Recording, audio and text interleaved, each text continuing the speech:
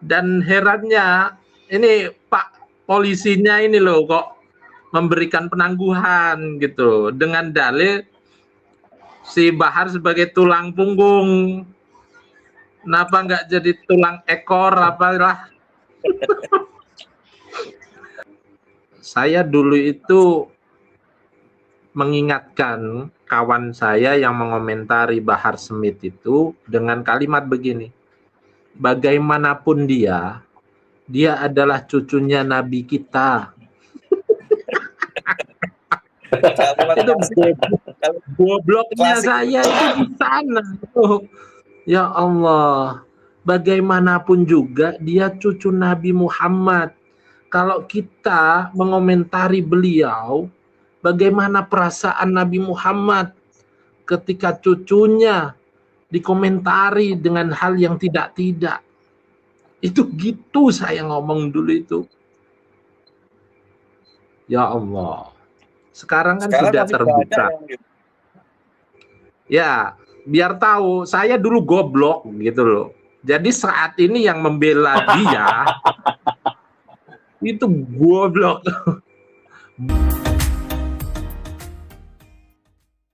Baik, assalamualaikum warahmatullahi wabarakatuh. Waalaikumsalam warahmatullahi wabarakatuh.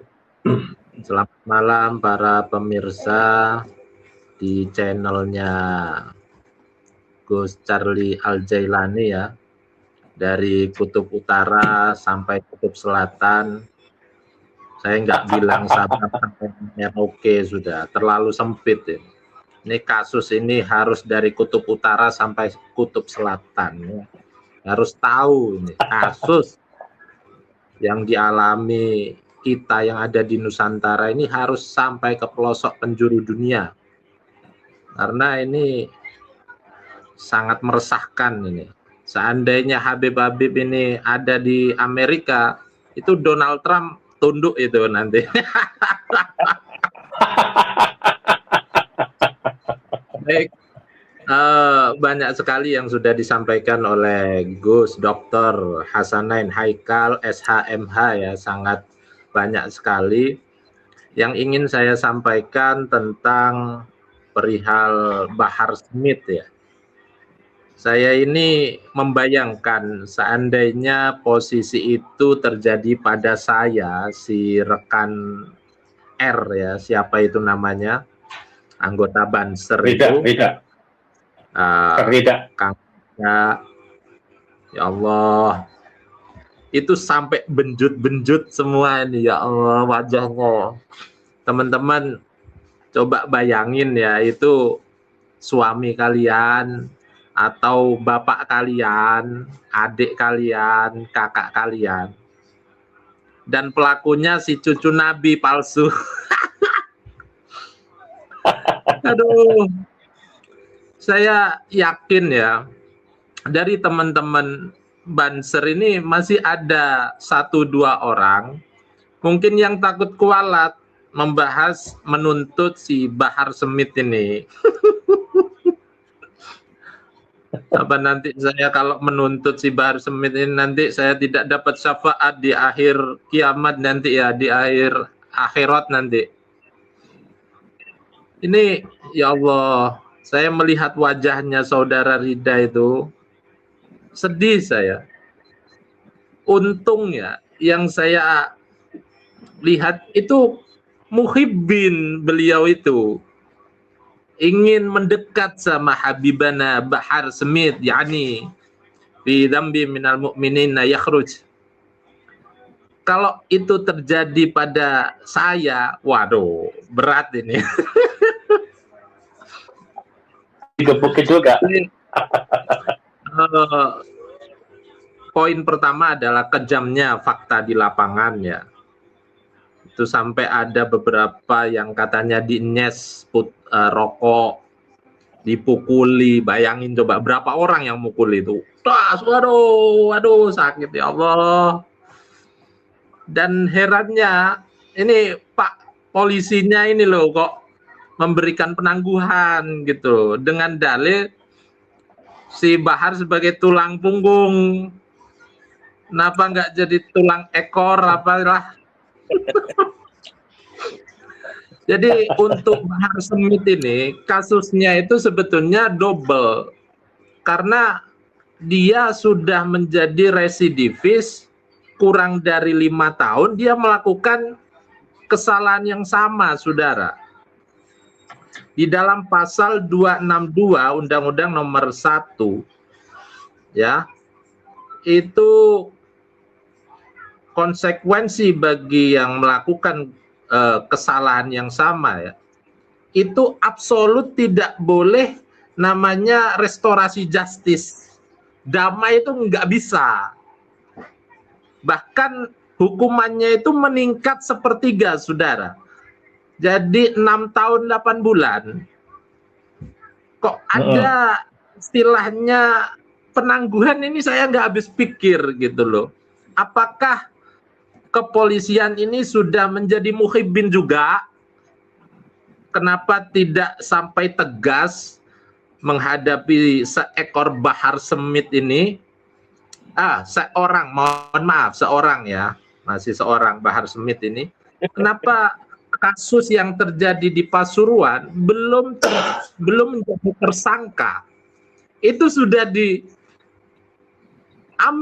sama pihak kepolisian dengan dalih ini dan itu. Tapi si Bahar Smith enak aja ya. Wah, keren nih. Emang jadi cucu Nabi itu punya keistimewaan, salah satunya penangguhan ini, saudara. Makanya ayo berbondong-bondong untuk bisa jadi cucu Nabi, teman-teman. Karena kalau melakukan kesalahan bisa ditangguhkan, begitu ya. Ini terutama untuk polisi Tangerang, Polres Tangerang apa ya? Siap mana sih? Ya, Mapolres Tangerang, Bib. Tolong semoga bisa sampai pesan-pesan dari kami di Banyuwangi ini ya. Mohon untuk Bapak Polisi Polres Tangerang untuk tegas menghadapi cucu Nabi yang palsu ini ya. Kemudian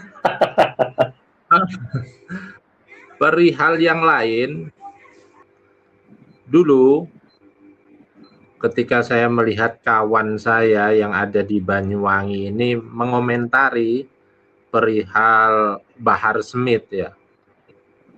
Dulu kan si Bahar ini sempat menghina Bapak Jokowi toh. Ya kan? Ya, betul. Di mimbar-mimbar dalam pidatonya itu dia selalu menghina Bapak Jokowi. Yang saya sesalkan ya, saya dulu itu mengingatkan kawan saya yang mengomentari Bahar Smith itu dengan kalimat begini, bagaimanapun dia adalah cucunya Nabi kita. Itu gobloknya saya itu di sana. Ya Allah, bagaimanapun juga dia cucu Nabi Muhammad. Kalau kita mengomentari beliau, bagaimana perasaan Nabi Muhammad ketika cucunya dikomentari dengan hal yang tidak-tidak. Itu gitu saya ngomong dulu itu. Ya Allah. Sekarang kan sudah terbuka. Ya, biar tahu saya dulu goblok gitu loh. Jadi saat ini yang membela dia itu goblok. Bahlul. Beneran. Akalnya ini loh. Ini akalnya nggak digunakan. Allah memberikan akal itu biar manfaat gitu loh. Nggak kamu laminating, dipajang di figura, nggak dipakai. Nasab bermasalah, kelakuan residivis, istri di mana-mana, ditelantarin. Yang kemarin sempat speak up, tahu kan? Ya. Tahu kan teman-teman kan? Itu bukan 1 2 istrinya. Bahkan ada orang itu yang mengatakan saya cek di TikTok itu, wah banyak bos. Terus Mukibin masih membela gara-gara cucu Nabi. Yang bela itu pengen saya gini kan wajahnya nih, ente jangan bahlul. Udah. Wahai umat Nabi Muhammad, terutama yang ada di Indonesia, insaflah kalian ya. Yang ngajar ngaji alif ba'ta itu bukan Habib. Guru-guru ngaji, Pak Yai itu diperhatikan. Nggak perlu sampean jauh-jauh solawatan ke sana kemari. Solawatan di rumah 1 juta kali sampai ndower. Itu afdol sampean daripada ke sana di pengajiannya Habib. Paham ente Kibin? Nah, ini video saya ini dipotong, sampaikan ke Kibin. Biar siapa tahu ketika melihat video saya, Allah menurunkan hidayah ke dia gitu loh. Jadi dia insaf, oh iya ya, ngapain juga saya ikut pengajian di Habib-Habib ya. Isinya cuman kayak begitu. Ya lebih baik saya baca sholawat aja di rumah sampai 1 juta. Betul kan? Akalnya digunakan. Man sholla alayya sholatan sallallahu biha asron. Kalau ente datang ke pengajian, sholawatannya paling bisa dihitung berapa kali. Di rumah sambil zikir sallallahu alaihi Muhammad, Allahumma shalli sayyidina Muhammad wa ala alihi wasallam, Allahumma shalli sayyidina Muhammad wa ala alihi wasallam. Yang banyak sudah. Gitu loh. Fokus nanti ya, fokus ya kalau di rumah. Betul sekali. Jadi mereka itu supaya kita ini takdim sama mereka, ditunjukkan bahwasanya kiai ini yang masyhur, yang alim, itu dulu ngajinya ke Habib ini. Gitu loh. Jadi ente ini ya, saya cucunya, saya saudaranya, ya hormati pastinya gitu kan. Saya dulu Beb ya, karena ngaji ke Habib, itu mandang teman-teman sepantaran saya yang tidak ngaji ke Habib, mandang remeh Beb, saya. Karena apa? Guru saya ini langsung ada darahnya Rasulullah. Jadi memandang teman-teman seangkatan saya yang ngajinya di pondok yang bukan Habib, itu mandang remeh saya Beb. Dulu itu. Bangsatnya saya dulu begitu waktu jadi Kibin. Parah. Jadi ngebanding-bandingin. Nah, flashback saya beberapa tahun yang lalu. Alhamdulillah sekarang sudah insaf lah ya. Kemudian teman-teman. Ya.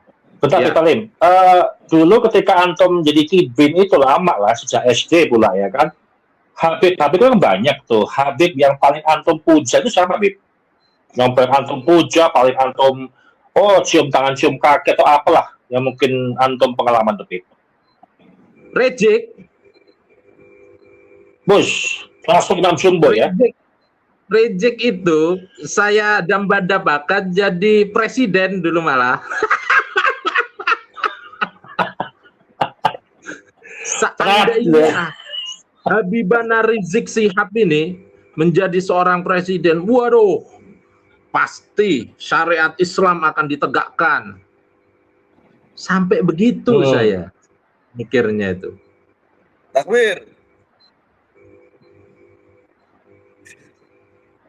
Berarti antum itu takbir. Iya, berarti antum itu juga dulu gini, berarti antum itu ketika ada cebong kampret, antum juga menikmati itu ya, Beb ya, polarisasi itu, Beb. Iya. Terakhir itu saya nyoblosnya Anies. Saya nyoblosnya Anies. Saya debat sama Tengku Kori itu. Permasalahan presiden itu. Tengku Kori milih Prabowo kan. Saya milih Anies. Wow, debat di sana. Dan sekarang saya dikasih tahu sama kawan saya yang memang lama di Jakarta. Siapa Anies itu dijelentrehin itu baru tahu sekarang gitu loh. Dulu saya Indonesia, bener nggak? Dulu saya ngebela mati-matian ya. Sedangkan Anies itu kan datang ke acaranya Habib untuk mencari suara kan. Ya sama-sama dari mereka lah. Meskipun bukan Ba'alawi ya. Gitu. Tapi ya mau nggak mau pasti akan melihat sisi kebudayaan yang sama, saling mendukung gitu loh. Makanya ketika Anies Baswedan menjabat dulu ya di gubernur, ya makmur kan, Habib-habib di sana sampai akhirnya Oh iya itu. ada yang Nikmat. itu.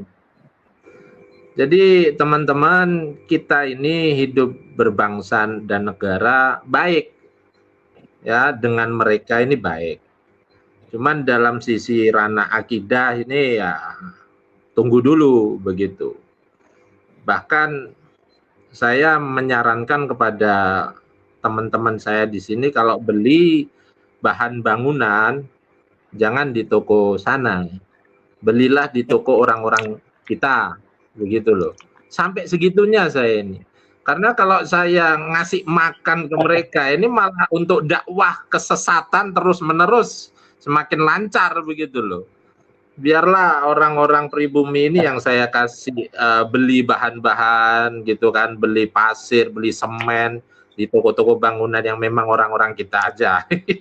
Sampai begitu saya ini. Jadi kita ini ditakut-takuti teman-teman ya. Takut begini, takut kualat, bahkan tadi itu takut kemaluannya hilang. Ada kejadian jidatnya itu nempel di sajadah. Yang semacam itu udah cukup 10 tahun yang lalu udah cukup lah. Ya, sekarang udah waktunya kita merubah pola pikir kita. Generasinya sudah mulai berubah, ada generasi Gen Z, Alpha, Beta, Sinkos tangan apapun itu sudah. Sekarang kita harus lebih cerdas melihat fenomena yang ada ini. Kalau mereka tobat, ya mengakui dirinya itu bukan turunan Nabi, ya oke, kembali kita rangkulan gitu loh. Selama mereka belum berikrar, nggak usah kalian bilang itu Habib itu baik, nggak, bullshit. Cara mereka itu bertopeng dengan akhlak ya, hati-hati, bertopeng dengan akhlak, dengan masya Allah. Mereka itu nganggap kita ini kalangan bawah, paham? Mereka menganggap diri mereka ini turunan. Jadi harus tahu, harus konsultasi sama yang sudah 27 tahun kumpul sama mereka nih. Dulu saya waktu SD, saya masih ingat ini ya. Kaki mereka itu ada di leher saya gini. Kaki mereka Habib-habib itu mengintimidasi anak-anak kecil orang-orang Jawa, saya termasuk. Ditaruh di pojokan di tembok ya, dijejerin sama teman-teman yang lain. Kaki mereka itu di sini. Kaki, bukan tangan, kaki. Dan saya masih ingat ini di kepala saya ini. Sampai segitunya saya mengingat itu. Tujuannya ya apa mereka ini kan sekolahnya ini sekolahan dari Habib ya. Pemodalnya yang membiayai seorang Habib.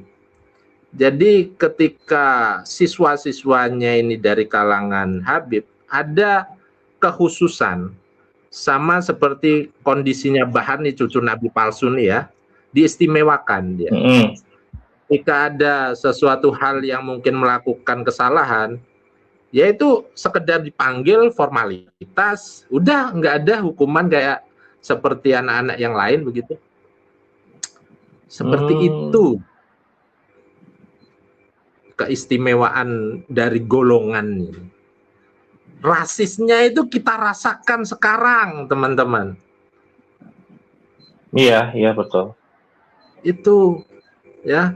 Jadi saya mulai SD, teman-teman, bukan kemarin. Dulu udah teman-teman itu baru heboh dengan adanya sholawatan. Saya udah dari kecil, saudara. Udah ngamalin Rotibul Haddad, Rotibul Atos, Wirdus Sakron, hafal sini, teman-teman. Jadi semoga pada malam hari ini jika ada Kibin yang memang ngintip-ngintip dalam rangka untuk mencari kebenaran, semoga tercerahkan begitu loh. Kiai Imad itu bukan orang terkenal dulunya, tapi memang Allah memilih kebenaran itu dari jalan yang seperti itu. Kalau seandainya kebenaran ini disampaikan oleh seorang yang masyhur seperti Gus Baha, Gus Ikdam yang memang jamaahnya sudah banyak, nggak ada perlawanan kita, bos. Ya kan, ngapain kita podcast setiap hari begini menyadarkan umat, menyampaikan kebenaran, ngapain? Cukup Gus Baha ngomong 1, 2 selesai, ya kan? Tapi memang Allah memilih orang-orang yang tidak masyhur supaya ada perlawanan begitu loh. Ada esensi perjuangannya itu ada, teman-teman. Apalagi saya, siapa saya? Ya kan? Itu aja. Terima kasih.